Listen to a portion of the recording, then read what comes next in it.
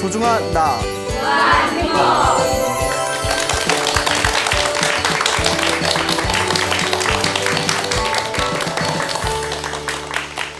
예, 만나서 반갑습니다.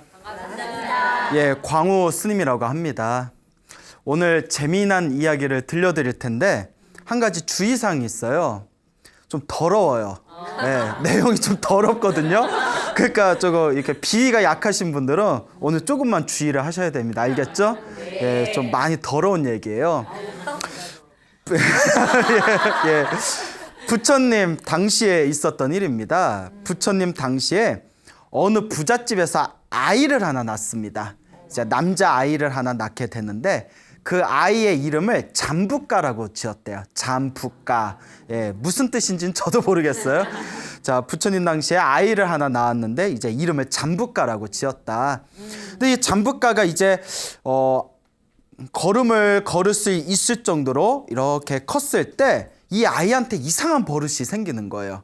첫째는 옷을 입혀놓으면 자꾸 옷을 벗는 거예요. 자꾸 옷을 홀딱홀딱 벗고 그 침대에 눕혀놓으면 죽어도 침대에서는 안 자고 땅바닥에서 자는 거예요. 아, 별나요, 그죠? 근데 가장 심각한 게 뭐냐면 밥을 주면 밥을 안 먹고 꼭 자기가 싼 똥을 먹는 거예요. 예, 더럽죠? 예, 제가 분명 더러운 얘기라고 했어요. 예? 아, 조금 이따 더 더러운 얘기 하나 와요. 예. 자꾸 자기 똥을 먹고 하니까 아니 애가 뭐 옷을 입히면 옷도 안 입고 침대에서 자라고 하면 꼭 땅바닥에서 자고 꼭 밥도 안 먹고 자기 똥만 먹고 그러니까 이 부모님이 너무 걱정이 되는 거예요. 그러다가 아직 어리니까 그렇지 크면 괜찮겠지 어렸을 때니까 아직 철이 없어서 그렇지 이제 해가 지나고 세월이 지난 뒤에 이 잠부가가 이제 청년이 됐어요. 어엿한 청년이 됐는데도 옷을 입어요, 안 입어요? 안 입어요. 다 큰 청년은 옷을 안 입어. 왜 좋아요? 자, 어쨌거나 다 큰 청년은 옷을 안 입고 그 침대에서 잠을 자지 않고 꼭 땅바닥에서 자는 거예요. 그 중요한 거 밥을 먹어요, 안 먹어요? 그 뭘 먹을까요? 예, 똥을 먹는 거예요. 그러니까 이제 부모님들이 너무나 당황해서 얘는 사회생활하긴 글렀다. 다 컸는데도 저 지경이니 그러면 차라리 사회 속에서 살기가 힘드니까 저희 아지와까라는 종교 집단이 있었대요. 아지와까. 이 아지와까라는 종교 단체에다 얘를 출가시켜버리자. 그러니까 불교 외에 다른 종교 중에 아지와까라는 집단이 있었는데 이 아지와까는 한문으로는 사명외도라고 불러요. 삿된 방법으로 살아가는 불교 외에 다른 도다 해서 사명외도 이렇게 번역을 하는데 이 아지와까의 가장 큰 특징이 뭐냐면 옷을 홀딱 벗고 다녀요. 그래서 좋아요? 예, 그래요? 나체 수행자예요. 나체 수행자. 그래서 인도에는 옷을 다 벗고 다니는 수행자들 있잖아요. 그래서 나체 수행자. 그래서 우리 불교에서는 부끄러움도 모르는 자들이다 해가지고 불교에서는 별로 좋게 보지를 않죠. 자, 어쨌거나 이 아지와까라는 종교 집단에다 이제 출가를 시킵니다. 부모님이 직접 아들을 데려가서 그 아지와까 집단이 굉장히 컸나 봐요. 그 종교 지도자에게 이해를 여기 종교에 출가시키고 싶은데 받아주십시오 하니까 우리가 받겠습니다. 그래서 이제 아들을 아지와까 종교 집단에다 맡겨놓고 부모님들은 이제 떠나고 이제 이 잠부가를 어떻게 하냐면 이제 사지를 딱 붙든 뒤에 나무 있죠. 나무를 깎아서 만든 거친 빗으로 머리카락을 하나하나 다 뽑아버렸대요. 얼마나 아프겠어요. 예, 이것도 조금 이따 이야기가 나오니까 이거 기억을 잘 해두셔야 돼요. 그러니까 이제 똥을 먹고 항상 옷을 벗고 다니고 땅바닥에서 자고 그리고 출가했을 때 그 거친 나무 빗으로 머리카락을 하나하나 다 뽑아버리고 자 이제 그 다음 날이 됐을 때 거기 아지와까에 이제 그 출가자들이 야 잠부가요 너도 이제 머리를 깎고 머리를 다 뽑고 출가를 했으니까 밑에 마을에 가서 탁발을 해야 된다. 그래서 우리 같이 탁발을 나가자 하니까 요 잠부가는 밥을 먹어요, 안 먹어요? 안 먹어요. 그렇다고 나는 똥 먹는데? 이렇게 얘기할 수 없잖아요. 그것도 말하면 돼요, 안 돼요? 그렇죠. 말하면 안 되니까 저는 됐습니다. 저는 제가 알아서 챙겨 먹을 테니까 갔다 오십시오. 그래서 왜 탁발을 안 가지? 너 탁발 안 가면 밥 못 먹어. 아, 저 괜찮습니다. 제가 알아서 챙겨 먹겠습니다. 그러니까 다른 그 출가자, 아지와가의 출가자는 이제 마을에 내려가서 이렇게 집집을 돌면서 이제 탁발을 했는데, 이 잠부가는 다 이제 출가자들이 다 나가서 사람이 없이 텅텅 이제 비었다는 걸 알고는 공중변소에 갑니다. 그래서 공중변소에 가서 이제 나무 판자를 열어요. 예. 그 다음에 거기 밑으로 내려갑니다. 내려가서 너무 더러운가요? 예, 제가 앞에서 분명히 더럽다고 했죠? 예, 깨끗한 척. 예? 자, 우리도 똥 싸잖아요. 먹진 않죠? 하여튼 그 똥을 이제 맛있게 먹었는데, 그 이제 그 아지와가의 출가자들이 예, 탁발을 나가가지고 이제 걱정이 되는 거예요. 야, 잠부가가 탁발을 안 왔는데 그럼 오늘 굶을 거 아니냐? 그러니까 우리가 좀 싸가자. 의리가 있죠. 먹을 거 탁발을 한 걸 가져와가지고 잠부가요. 먹을 걸 가져왔으니까 요것 좀 먹어라. 배고프지 않냐? 근데 먹어요, 안 먹어요?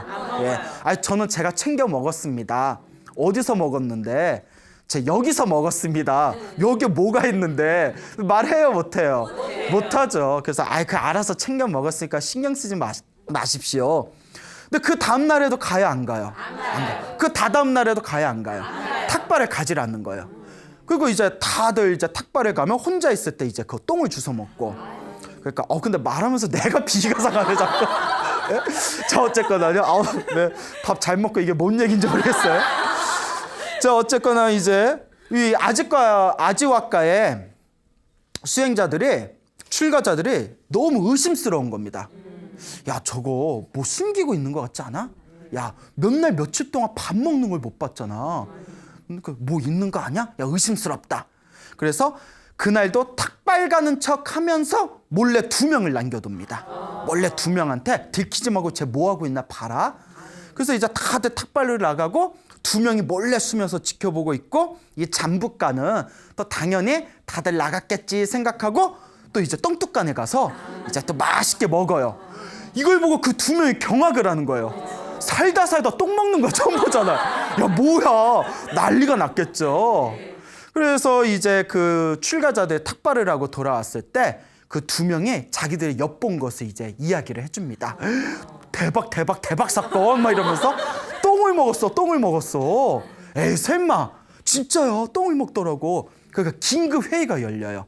야, 이걸 어떻게 해야 되냐? 야, 똥 먹는 애하고 같이 살아야 되냐? 그러다가 다음과 같이 결론을 내립니다. 야, 우리 신도들이나 다른 사람들이 저 아지와가의 출가자들은 똥을 먹는다 소문이 나면 우리가 얼마나 손가락질을 받겠냐. 저 부처님의 제자들이 우리 저 아지와가의 집단에 있는 사람들은 똥을 먹는다고 하면 그 부처님의 제자들이 얼마나 우리를 비난하겠냐. 그러니 야, 여기 쟤를 쫓아내자, 추방을 하자, 이렇게 이제 결의를 합니다. 아무튼 같이 살기 힘들겠죠. 자, 그러니까 이제 이 똥 먹던 이 잠부가가 이제 쫓겨나게 됩니다. 쫓겨나고 갈 데가 없는 거예요. 그래서 어딜 가나 고민하다가 어느 큰 마을에 가게 됩니다. 근데 그 큰 마을에 공준병소가 있는데, 공준병소가 이렇게 산에 있었어요. 그래서 이제 배가 고프니까 뭐 먹어야 돼요? 그렇죠. 우리가 길 가다 배고프면 식당에 가잖아요. 잠부가는 배고프면 어디에 가면 돼요? 그죠, 화장실 가면 되죠. 예, 평생 그 밥 걱정은 안 되겠어요? 그러니까 이제 그 공준병소에 갔는데 산에 있고 바위가 그렇게 있고 너무나 마음에 드는 거예요. 그래서 몰래 밤마다가 그 공중병소에 가서 이제 그 변을 먹습니다. 변을 먹은 뒤에 이제 어느 날 이제 낮에 됐을 때 그 화장실 근처에서 바위에 이제 몸을 기대고 입을 떡 벌리고 바람이 불어오는 쪽으로 이렇게 입을 벌리고 있는 거예요. 공중병소 근처에서.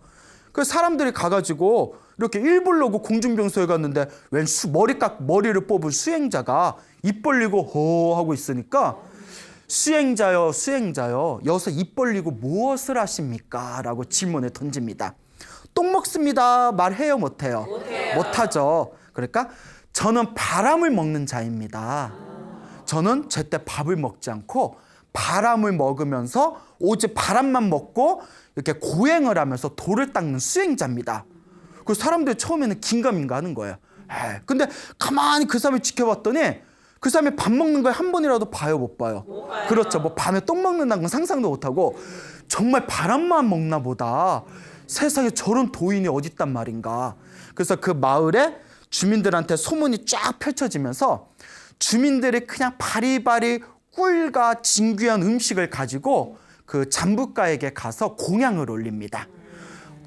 성인이시여, 도인이시여, 우리가 복을 받을 수 있도록 이 음식을 받아주십시오라고 이제 부탁을 합니다. 근데 이제 잠부가는 먹어요, 못 먹어요? 못 먹잖아요. 그래가지고 저는 바람 위에는 먹질 않습니다. 바람 말고는 아무것도 먹질 않으니까 이것을 먹지 않겠습니다. 왜요? 예? 왜? 예. 자, 그래서 잠부가한테 그래도 이거 먹어주십시오. 이걸 드셔주셔야만 저희가 큰 복을 받지 않겠습니까? 큰 행운을 받지 않겠습니까? 이러니까 이제 잠부가가 이제 계속 거절하기 어려우니까 풀을 하나 뽑았대요. 풀을 하나 딱 뽑아서 꿀하고 버터에다가 살짝 끝을 바른 뒤에 입에다 살짝 갖다 댔답니다. 뭐 이 정도면 당신들은 충분히 복을 받을 겁니다. 나에게 공양한 복을 받을 테니까 어서 물러가십시오. 이렇게 이야기를 했답니다. 그러니까 이제 사람들 사이에서 더 큰 소문이 난 거예요. 야, 우리 마을에 저 산에 돌을 닦는 수행자가 있는데 밥을 먹는다 안 먹는다? 오로지 바람만 먹고, 뭐 바람의 남자야? 예? 뭐 오로지 바람만 먹고 그거 항상 고행을 하면서 돌을 닦는 성인이 계시다. 그 수많은 사람들에게 이제 귀의를 받게 됩니다. 근데 이제 잠부가의 실생활은 배고프면 똥을 먹고 잠을 잘 때는 땅바닥에서 잠을 자고 그 항상 그 거친 나무로 만든 그 거친 빗으로 항상 머리를 뽑고, 예? 그리고 항상 옷을 홀딱 벗고 다니고 그렇게 이제 55년 동안을 살아가게 됩니다. 몇 년을요? 55년. 근데 50년 이상을 똥을 먹으면 똥도 오르지 않을까요? 아, 사람 죽을 것 같지 않아요? 아, 이거 실험해 볼 수도 없고 이거 예? 그러니까 좀 이제 이야기니까. 예. 그런데 실제로 인터넷에 찾아가 보면 희귀병 중에 이식증이라는 게 있대. 이식증. 다른 것을 먹는 병. 뭐 쇠를 먹는다든가 흙을 먹는다든가 실제로 변을 먹는 그런 희귀 증상이 있답니다. 그 이식증이라는 게 있어요. 제가 찾아봤더니. 그러니까 그것도 이제 조금 우리 상식으로는 이해가 안 되지만 가끔 뭐 세상에 이럴 수가 뭐 이런 거 보면 못 씹어 먹고 철을 어떻게 드세요 했더니 맛있어요. 철은 무슨 맛이에요? 철 맛이에요. 뭐 이런 거. TV에 옛날에 나왔는데 못 보셨어요? 예, 그런 거 있지 않습니까? 그 이식증이라는 증상이 있대요. 자, 하여튼 55년을 그렇게 살아가게 됩니다. 근데 어느 날 이제 우리 부처님께서 어느 날 이렇게 깊은 명상에 들어가시게 됩니다. 명상에 들어가셔서 나랑 인연 있는 중생이 어디에 있는가, 내가 제도해야 할 중생이 어디에 있는가를 깊은 명상에 들어가셔서 당신이 제도해야 할 중생들을 이렇게 살펴보시게 됩니다. 그러다가 딱 누가 걸리게 됐을까요? 잠부가가 걸리게 됩니다. 그때 부처님께서 이 잠부가는 머나먼 과거 전생에 부처님과 인연이 있는 사람이구나. 근데 전생에 업보가 있어서 지금 저렇게 어리석은 삶을 살고 있구나. 이 잠부가는 부처님과 인연이 있으니 이번에 잠부가를 제도해야 되겠구나 라는 그런 거룩한 마음을 일으키시게 됩니다. 그 다음 날 부처님께서 이제 낮에 탁발을 나가셔서 이제 점심을 맛있게 드시고 나셔서 당신의 시자였던 아난다 스님에게 다음같이 이야기하십니다. 저쪽 마을에 가면 산에 잠부가라는 수행자가 있는데 내가 오늘 저 잠부가를 제도해야 되겠다라고 말씀하시고 잠부가가 있는 곳에 이렇게 걸어가십니다. 그때 부처님을 항상 보호해드리고 부처님을 옹호하는 하늘의 신들이 있습니다. 그래서 우리 절에 가면 가운데 부처님 불상을 모셔놓고 법당 이렇게 오른쪽에 보면 그 장군들을 이렇게 그려놓은 신중탱화라고 있지 않습니까? 네. 보신 적 있으세요? 네. 그 신중탱화에 나오는 신들이 다 하늘의 신들입니다. 네. 그래서 이 하늘의 신들이 항상 부처님과 부처님의 제자들을 보호하고 옹호한다라는 게 불교적인 가르침이거든요. 하늘의 신들이 하늘 위에서 부처님께서 잠부가에게 가신다는 것을 알고는 아이고 잠부가가 있는 곳은 똥과 오줌이 가득한 더러운 곳인데 부처님께서 그 더러운 곳에 가시면 이것도 참 민망한 일이 아니겠냐. 그래서 부처님께서 그곳에 도착하기 전에 우리가 미리 청소해놔야겠다라고 결심을 하게 됩니다. 그러니까 하늘의 신들은 그 잠부가가 살고 있는 똥과 오줌이 가득한 산을 어떻게 청소했을까요? 진공청소기? 네? 하늘에서 이제 비를 퍼붓습니다. 하늘에 막 비바람을 퍼부어가지고 그 잠부가가 살고 있는 산을 깨끗하게 이제 청소를 시켜놓습니다. 그래서 이제 부처님께서 그 산에 다 도착하시니까 이제 산이 깨끗해져 있겠죠. 그래서 이제 잠부가가 머무르고 있는 곳에 찾아가십니다. 그 부처님께서 잠부가요, 잠부가요라고 이제 부르게 됩니다. 그 잠부가가 누가 나를 부르지? 이렇게 와 보니까 그 부처님이 계시는 거예요. 근데 이제 잠부가는 부처님인지도 모르겠죠. 누구요? 어찌 오셨소? 했더니 이제 우리 석가모니 부처님께서 잠부가요. 여기서 내가 하룻밤만 머무르고 싶구나. 하룻밤 자고 싶은데 내가 여기 하룻밤 머물 수 있도록 자리를 좀 만들어 다오. 그 잠부가가 안 된다. 여기는 자리가 없어서 안 됩니다. 머물 수 없습니다. 그 부처님께서 잠부가요. 여기 내가 하룻밤만 머물 수 있도록 좀 도와달라. 이러니까 요 잠부가가 여기는 잠잘 곳이 없습니다. 그 마을로 내려가십시오. 잠부가 입장에서 얼마나 불편하겠어요. 뻘쭘하니 그 모르는 사람이 와가지고 나 하룻밤 잘래 뭐 이래버리면 안 됩니다, 안 됩니다 하니까 부처님께서 그쪽에서 좀 거리가 떨어져 있는 곳에 동굴이 하나 이렇게 있었대요. 저 동굴에 누가 살고 있냐 물어보니까 동굴에 아무도 안 살고 있다. 그러면 하룻밤만 저 동굴에서 내가 잠을 청하겠다.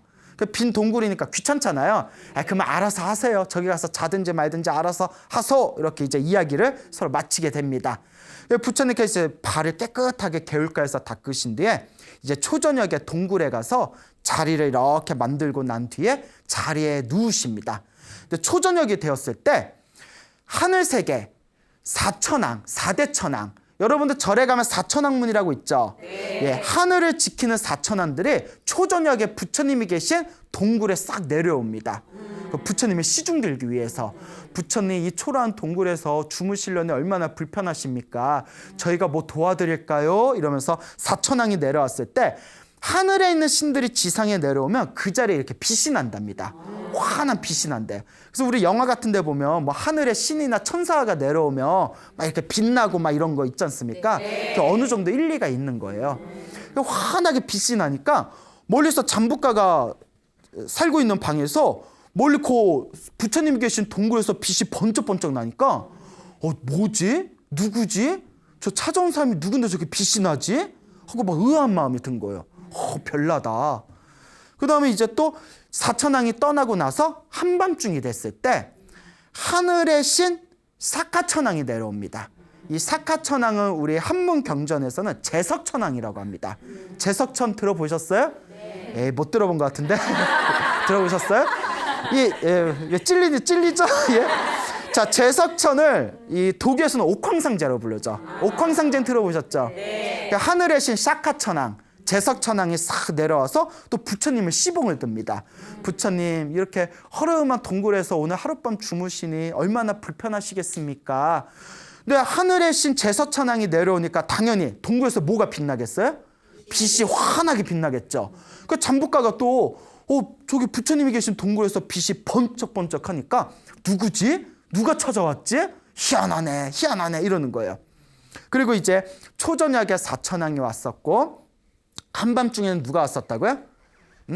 그래요. 그새 까먹었어요? 예. 제서천왕, 샤카천왕이 찾아왔고 그 이제 새벽이 되었을 때 새벽에는 우주의 신, 그 브라만신, 범천왕이 찾아옵니다. 범천, 대범천. 그래서 인도에선 브라만 신이라고 부르고요. 브라만 들어보셨죠? 예. 자, 그래요? 들어보셨죠? 네. 브라만 신이 이제 브라만 신이라고 하고 한문 경전에서는 대범천이라고 부릅니다. 이 우주의 신 대범천이 새벽에 싹 찾아오니까 또 동굴이 어떻게 하겠어요? 빛이 번쩍번쩍 나겠죠. 그런데 잘 생각해 보세요. 제 이 이야기를 들으면서 무슨 생각을 했냐면 부처님이 동굴에 계시는데 동굴에 초저녁에는 사천왕이 찾아왔고 한밤중에는 제석천왕이 찾아왔고 새벽에는 대범천왕이 찾아왔잖아요. 부처님 시봉하러. 그런데 이 이야기를 보면서 무슨 생각을 했냐면 내가 부처님이라면 야, 잠 좀 자자. 아니 초저녁에도 찾아오고 한밤중에도 찾아오고 새벽에도 막 찾아오고 찾아와도 조용히 찾아오는 게 아니고 어떻게 찾아와요? 빛이 번쩍번쩍거리잖아요. 그럼 부처님 얼마나 피곤하시겠어요. 부처님 잠을 주무셔야 되는데. 자 어쨌거나 웃자고 한 말이에요.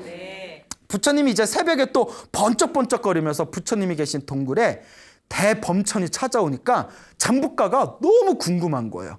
도대체 초저녁에 누가 찾아왔는데 빛이 나고 한밤중에 누가 찾아왔는데 빛이 나고 새벽에 또 누가 찾아왔는데 빛이 번쩍번쩍 나고 도대체 누굴까? 도대체 저 사람의 정체는 누구고 대체 누가 찾아오는 것일까? 그래서 이제 딱 아침이 됐을 때 잠부가가 너무 궁금해서 동굴을 찾아갑니다. 동굴에 찾아가서 계십니까? 계십니까? 그러면서 이제 부처님께서 다 이렇게 참선을 하고 앉아 계셨대요. 어서 오시오 잠부가요. 무슨 일로 오셨어? 아 뭐 동굴이 누추하지는 않았습니까? 뭐 잠은 푹 주무셨습니까? 라고 물어본 뒤에 초저녁에 누가 찾아왔는데 빛이 번쩍번쩍거리면서 찾아왔는데 대체 누가 찾아온 겁니까? 하니까 부처님께서 하늘의 문을 지키는 사천왕이 찾아왔습니다 이러는 거예요. 그 잠부가 깜짝 놀라서 아니 사천왕이 왜 찾아왔습니까? 나를 시봉하려고 찾아왔습니다. 아니 당신이 사천왕보다 높습니까? 아니, 당연히 부처님이 사천왕보다 높겠어요 안 높겠어요? 높죠. 근데 이 잠부가는 부처님인 줄 모르는 거예요. 그 부처님께서 석가모니 부처님께서 당연히 내가 사천왕보다 훨씬 윗사람입니다. 사천왕도 저보다 한참 아래입니다. 그리고 고개를 갸웃거리면서 잠부가가 그러면 한밤중에 또 누가 찾아왔습니까? 하늘의 신 제석천왕이 찾아왔습니다. 제석천왕, 샤카천왕이 찾아왔습니다. 그러니까 또 깜짝 놀라는 거예요. 하늘의 신 샤카천왕, 제석천왕보다 당신이 높습니까? 그 부처님께서 샤카천왕도 내 신자에 불과할 뿐입니다. 내가 몸이 불편하면 약을 가져오고 내가 음식이 필요하면 음식을 갖다 주고 항상 나를 옆에서 보호해주는 제 신자입니다 이러는 거예요. 그러니까 기가 막히죠 잠부가는. 그러면 새벽에 그냥 번쩍번쩍거리면서 찾아온 사람은 누굽니까? 하니까 우주의 신 브라만 신입니다. 대범천이 찾아왔습니다. 그러니까 더 놀래가지고 아니 이 우주를 창조했다는 그 브라만 신이 찾아왔습니까? 브라만 신보다 당신이 더 높습니까? 이러니까 부처님께서 내가 브라만 신보다 훨씬 더 높습니다. 이제 이렇게 이야기를 합니다. 그러니까 이 잠부가가 놀래서 아니 당신은 대체 누구길래 사천왕보다도 높다 그러고 제서천왕보다도 높다 그러고 대범천왕 브라만 신보다도 높다 그러고 나는 이 산에서 혼자 머무르면서 50년이 넘게 바람만 먹고 돌을 닦으면서 지금까지 살아왔지만 하늘에 있는 천신들이 한 번도 나를 찾아온 적이 없습니다. 이게 어떻게 된 겁니까? 하니까 그때 부처님께서 그 얘기를 딱 듣자마자 잠부가를 꾸짖습니다. 어리석은 잠부가여, 그대는 어찌 나를 속이려 하는가? 그대는 이 속세의 어리석은 사람들을 속일 수는 있을지 몰라도 감히 나를 속이려 든단 말이냐? 자네가 50년 동안 사람들한테 자기는 바람만 먹고 살면서 마음을 닦고 돌을 닦고 고행을 하는 수행자다라고 거짓말을 했지만 나는 너의 정체를 알고 있다. 너는 항상 똥을 먹고 항상 땅바닥에서 잠을 자고 항상 머리를 거친 나무빗으로 뽑고 항상 옷을 홀딱 벗고 다니는 어리석은 사람에 불과하다는 것을 나는 진작에 꿰뚫어 보고 있다. 너는 과거에 엄청나게 못된 업을 지어서 그 업보로 지금 이렇게 살고 있는 건데 이번 생에도 사람들을 속이면서 이번 생에도 악업을 짓고 있느냐라고 호되게 꾸짖습니다. 잠부가가 깜짝 놀라서 자기를 다 꿰뚫어 본 거잖아요. 또 자기가 똥 먹는 게 부끄러워서 사람들한테 바람만 먹고 산다고 거짓말 다 해놨는데 그 부처님이 그걸 다 꿰뚫어 보시니까 놀래가지고 그 자리에서 딱 절을 올리면서 질문을 던집니다. 거룩하신 분이시여, 내가 전생에 어떤 업보를 졌길래 나보고 이렇게 어리석은 삶을 산다고 말씀하십니까?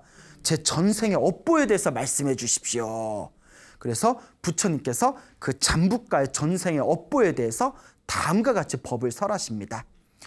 머나먼 과거 전생에, 아주 오래전 과거 전생에, 지금 부처님을 무슨 부처님이라고 부르죠? 석가모니 부처님이라고 합니다. 그렇죠? 석가모니 부처님 이전에 세상에 출현했던 부처님을 가섭부처님이라고 합니다. 가섭불.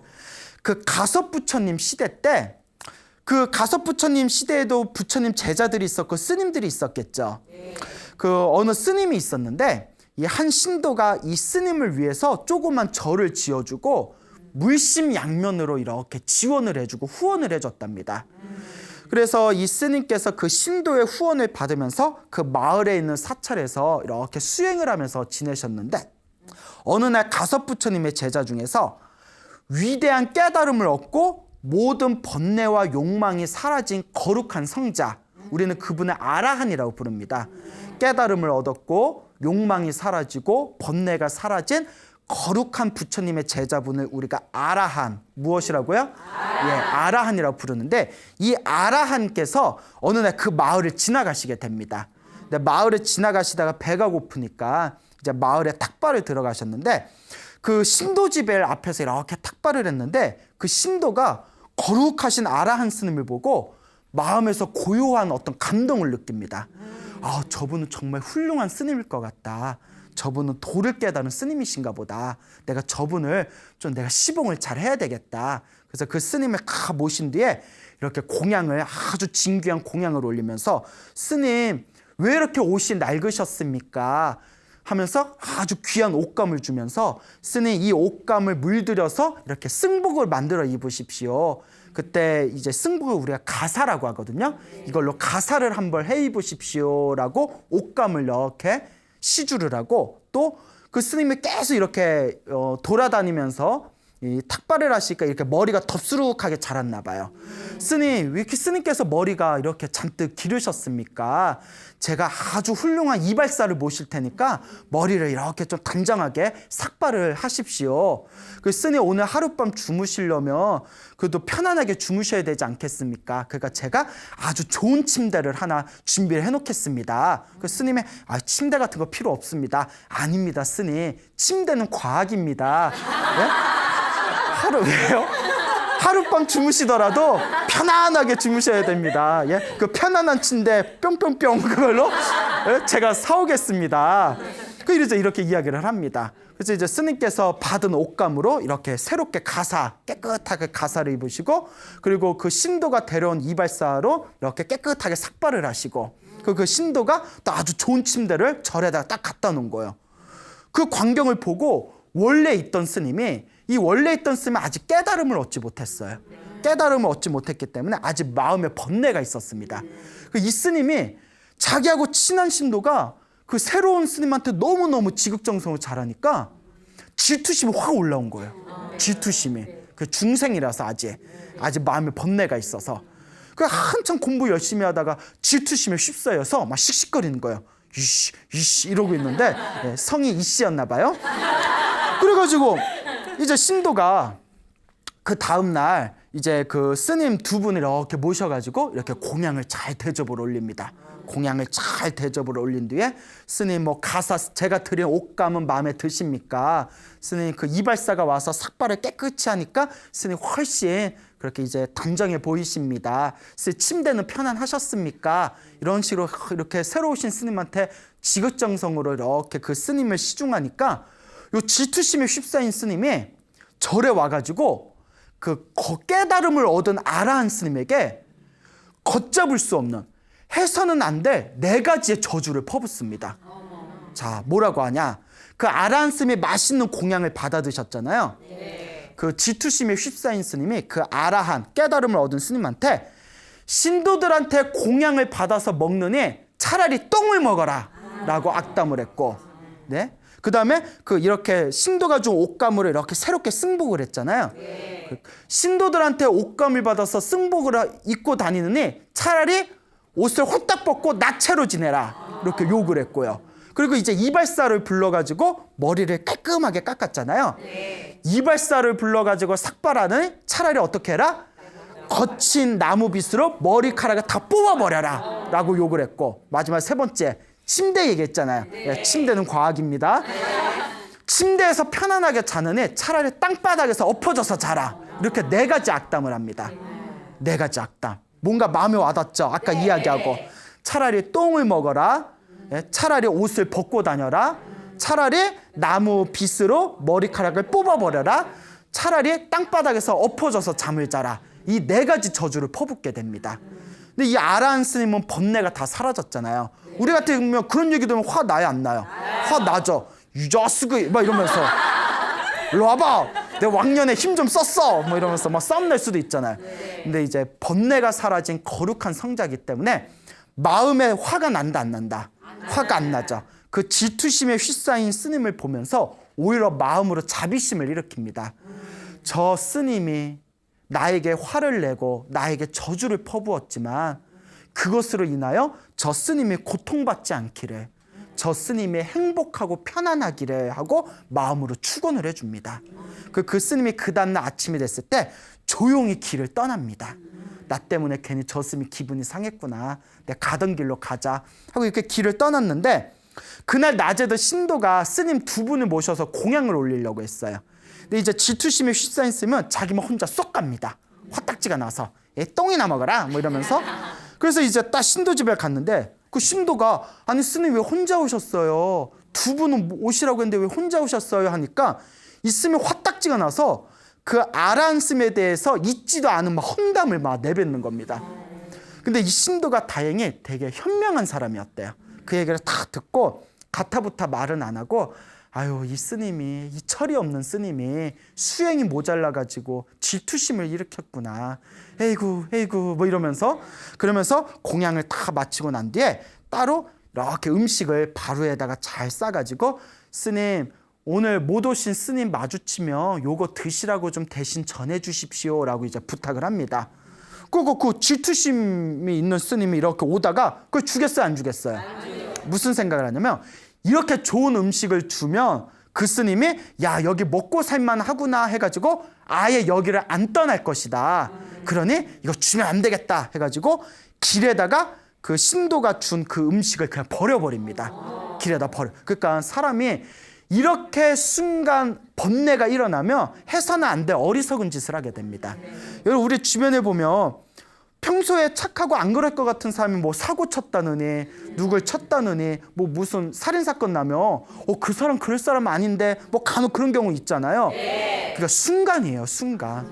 우리도 살다 보면 평상시에는 내가 안 그럴 것 같은데 순간 뭐가 필이 꽂히면 뭐 화가 나고 입에 담을 수 없는 얘기를 내뱉기도 하고 그런 실수한 적 있잖아요. 있구나. 예, 있구나. 자, 이럴 때 우리가 뭐라고 전문 용어로 뭐라고 표현하죠? 눈 돌아갔구나라고 하잖아. 전문용.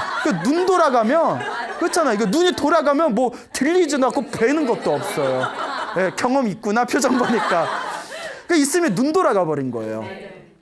이 스님이 이제 씩씩거리면서 절에 딱 왔는데 그 아란 스님이 있어요, 없어요? 없죠. 아침에 조용히 길을 떠났다고 했잖아요. 그때서야 자기가 실수했다는 걸 깨닫게 됩니다. 아, 내가 왜 그렇지? 어차피 잠깐 하루 이틀 쉬다가 갈 스님인데 내가 왜 이렇게 내 욕심만 차렸지? 하지만 이미 후회하기에는 너무나 늦어버렸다. 그리고 이 질투심에 휩싸였던 스님은 깨달음을 얻은 거룩한 스님에게 막 화를 내고 저주를 퍼붓고 그렇게 악한 마음을 일으킨 그 강력한 악업의 힘에 의해서 죽은 뒤에 무간지옥에 떨어지게 됩니다. 무간지옥을, 지옥 중에서 가장 괴로운 지옥을 무간지옥이라고 해요. 아주 괴로운 무간지옥에 떨어져서 그것도 오랜 기간 동안 업보를 받았답니다. 오랜 기간 동안 무간지옥에서 엄청난 지옥의 고통을 당하다가 지옥에서 나와서 다시 사람으로 태어났지만, 잠부카라는 이름으로 사람으로 태어났지만 전생에 입으로 내뱉었던 저주의 악담 때문에 그 업보가 아직 남아있어서 그걸 누가 받게 되었다? 자기가 받게 되었던 거예요. 거룩한 스님한테 뭐라고 했죠? 똥이나 먹어라. 그래서 이번 생에 뭘 먹고 살게 됐죠? 똥을 먹게 살게 됐고, 거룩한 스님한테 가사 같은 거, 승복 같은 거 잊지 말고 그냥 나체로 살아라. 옷 홀딱 벗고 살아라 라고 했던 그 업보 때문에 옷을 입을 수가 없이 항상 옷을 벗고 다녀야 했고, 그리고 머리카락을 거친 나무빗으로 머리카락을 뽑아라 라고 악담을 했기 때문에 자기도 항상 머리카락을 자랄 때쯤에 자꾸 그게 아프면서도 눈물 찌끈찌끈 흘리면서 그걸 다 뽑는 거예요. 그 다음에 이제 그 침대에서 자지 말고 땅바닥에서 엎어져서 자라 해가지고 아무리 좋은 침대와 자리가 있어도 꼭 땅바닥에 힘들게 자야만 이제 잠을 잘 수 있는 그런 4가지의 업보를 받으면서 이번 생에 50년이 넘게 살게 되었다는 것이죠. 다 누가 지은 업보다? 이게 중요합니다. 내가 지은 업보예요. 그러니까 그 잠부가도 자기가 똥을 먹고 땅바닥에 자면서 자기도 속으로 내가 왜 이러지 했을 거 아니에요. 다 자기가 지은 업보를 자기가 받은 겁니다. 부처님께서 이와 같이 잠부가의 전생의 업보에 대해서 자세하게 이야기를 펼친 순간 잠부가가 놀래가지고 다리에 힘이 딱 풀려서 그 자리에서 주저앉고 맙니다. 충격을 받아가지고 그때 부처님께서 당신이 가지고 있는 옷을 하나 던져줍니다. 잠부가가 비로소 그 옷을 입어요. 자기의 전생을 자각하는 순간 그 옷을 딱 입으면서 부처님 앞에 정식으로 3배 예를 올립니다.